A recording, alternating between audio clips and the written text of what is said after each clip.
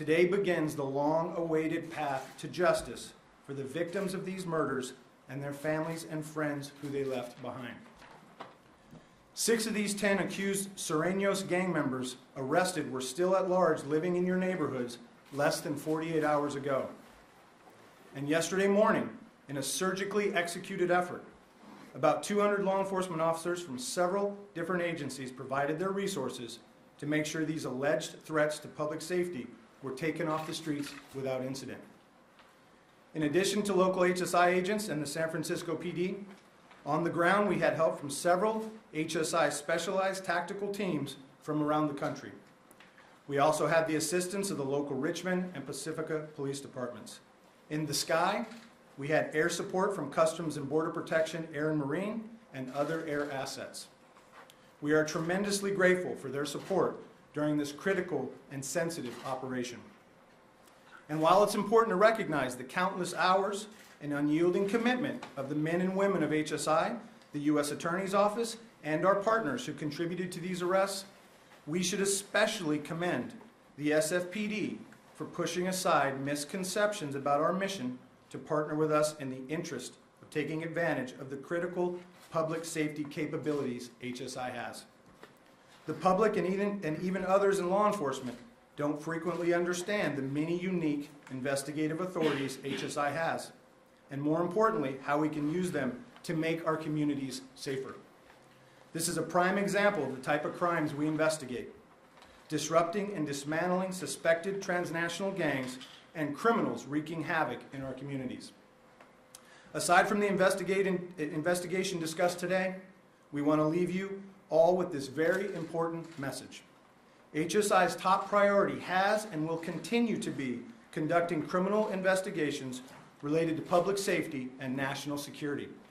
And as you have all heard the Chief and I stress, we are all far more effective working together. So in closing, I can't thank the men and women of SFPD and its leader for a game-changing partnership. We live in challenging and sometimes dangerous times, and we all need each other to make these communities we all reside in safer. Thank you, and we'll take any questions you might have. Real quick, Chief, do you know if there were any collateral arrests of undocumented people who weren't charged in this conspiracy? And before these arrests went down, were you given some kind of reassurance by HSI that that was not going to be happening? There were no collateral arrests associated with this investigation of these arrests that we made yesterday. And of course we communicated. We are very steadfast in upholding to our policies and our city laws, city and county laws regarding the issues that you're talking about, immigration issues. And I'd like to thank Special Agent Charles Spradling. He understands what our laws are, what our policies are, and we have a mutual respect for that. So there were no collateral arrests, to your question. And yes, we did have those discussions. In what neighborhoods were the arrests made? The arrests were made in Richmond, of course, the Mission District, Pacifica, as I alluded to. So it's surrounding Bay areas. Were they operating in those? Were those the main place where the men were operating? So I'm not going to get into a whole lot of details of the investigation. Certainly, you have access to the indictment, and any follow-up questions in that regard, you can certainly reach out to the U.S. Attorney's Office. But it's fair to say that they were operating all throughout the Bay Area. Yeah, were the victims of this suspects other gang members or other victims not related to gangs?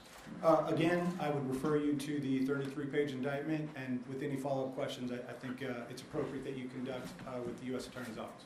Were the suspects undocumented? The 6 that we arrested yesterday were all in status. We're all what? In status. They were legally in the country. Or were they U.S. citizens or illegal permanent residents? Do you know? I can get back to you on that, but I can tell you they were all in the country legally. So these arrests, what does that do for the operation of this particular gang? Well, I think anytime you make arrests this significant, we hope to disrupt the violence and the circle of violence that these individuals are involved in, and we think it'll make a tremendous difference in that regard. Can you describe some of the activities that are involved? And I know that you sent us that document, but can you describe with your own words, why is it important that you apprehended them? What kind of bad stuff that we're doing? Well, I think first and foremost, it's about the victims and their families. And people have lost people that they love, and they want closure and justice to these horrible incidents. So that is first and foremost. This is about justice for the victims and their families. These individuals that were arrested are very violent individuals, and this, you can read it as Zach Spradling just announced. The indictment will explain a lot of your questions, but these are very violent individuals. So, I mean, first and foremost, it's about the victims, the survivors, and their families, and bringing these cases to justice. And we believe this is the step to do that. We still have a prosecution that the U.S. Attorney's Office will spearhead, but this is the first step in bringing those individuals to justice. We'll take a couple more questions. Some of these go back 12 years or so. What took so long? Sometimes cases just have to come together. You know, things happen, the investigators did an outstanding job. The thing that if you don't remember anything else, that we don't give up on these cases. And sometimes they're very difficult for a variety of reasons, but the people that are in this room that investigated these cases never gave up.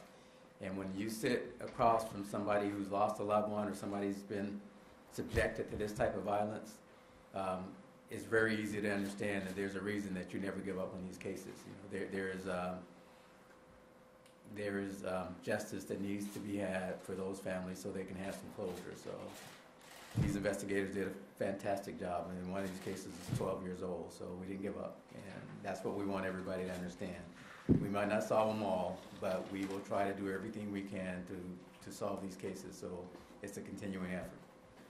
Special Agent Spradlin, you seem to indicate before that there's a little bit more of a focus from the new administration to pick up these collateral arrests for people who may not be involved in the criminal activity. But as the chief has indicated, that isn't going on in San Francisco. Is there a tension between the directive from up high and what you're able to do here on the ground, or have you found a way to sort of reconcile that and work with local law enforcement? Yeah, and I don't think I indicated that at all. But I think today's example answers that question. If we found a way to work with each other, there's no question. But what I think is important for us to mention, and for all of you to take note of, Homeland Security Investigations is the investigative arm of ICE. Okay. Homeland Security Investigations is the second largest investigative component in the entire federal government. Our priority, our mission, is to conduct complex transnational criminal investigations. So, but I think you answered your own question when you asked if we have found a way to work with each other. First and foremost, that's what HSI does. We do not initiate or participate in cases because of someone's immigration status. When HSI gets involved or initiates a case, it's because of somebody's suspected criminal activity. So that's important that you know that. But absolutely, we have figured out a way to work with each other because, to the chief's credit, he understands exactly what HSI does and what we bring to the table, and we understand what his excellent detectives and all his officers do too. And we both realize we need each other to keep the streets safer. And I think today is a great example of that. Thank you.